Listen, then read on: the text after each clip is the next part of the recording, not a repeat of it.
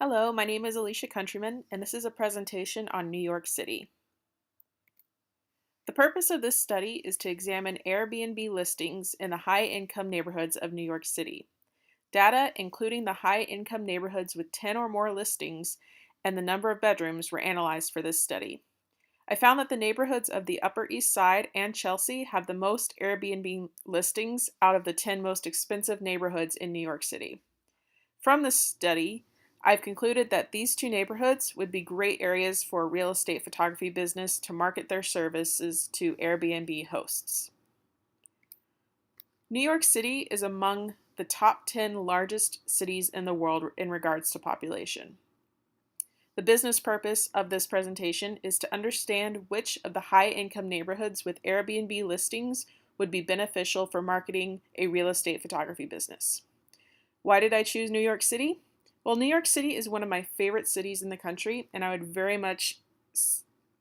very much see myself living and working there someday as a photographer. It's also one of the most popular tourist destinations with sites like the Empire State Building, Central Park, and the Statue of Liberty. The data was collected from a third party, inside Airbnb, and then it was condensed and cleaned by Professor No. The population of interest I'm using is the Airbnb listings of apartments, townhomes, and condos with 2 or more bedrooms in high-income neighborhoods with 10 or more listings. The variables of interest I looked at are the neighborhood, the number of bedrooms, and the accommodations. Some potential issues I may run into is this data is cross-sectional, meaning it came from one point in time, and it may not be current. Some of the data is also missing, and some of the data may have been listed inaccurately by the host.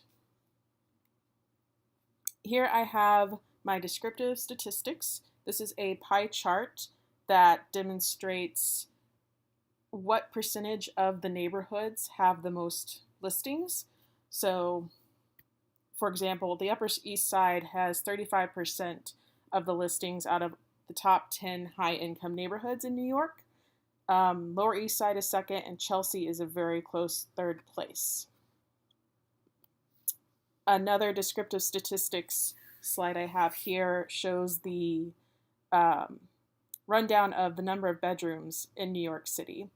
The average number of bedrooms is actually 2, or 1.75, but you round up to 2.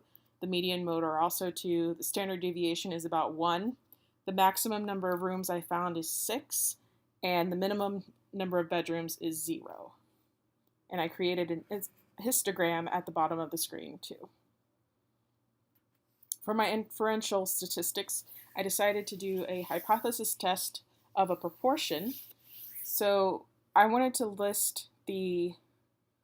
find the proportion of listings in Chelsea and the Upper East Side that have 2 or more bedrooms.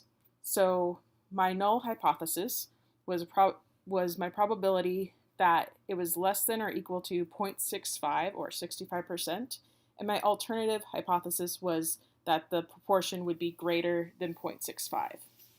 My alpha was 0.05. The number of listings I used in Chelsea and Upper East Side was 281, and my sample proportion was 0.53. And as you can see here, the decision rule would be we would reject the null hypothesis if the calculated value of the test statistic Z is greater than the critical value of 1.645. I found 1.645 from the alpha score that I had. Otherwise, we do not reject. So you can see I did my calculations here and came up with a Z statistic of negative 4.23.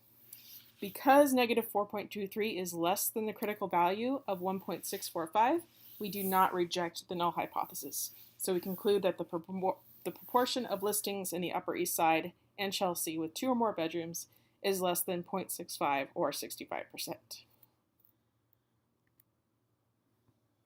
So what exactly does this mean? So if we want to talk about this in terms of the business, these neighborhoods might be a good place to start marketing my real estate photography business because more than half of the properties listed are larger than 1-bedroom apartments. but it might be worth looking at the other high-income neighborhoods in New York to see if there's a larger proportion of large listings. Considering that New York City is mostly comprised of apartments, penthouses, and condos, it would be hard to find large properties unless I began to look outside of the city towards Long Island or upstate.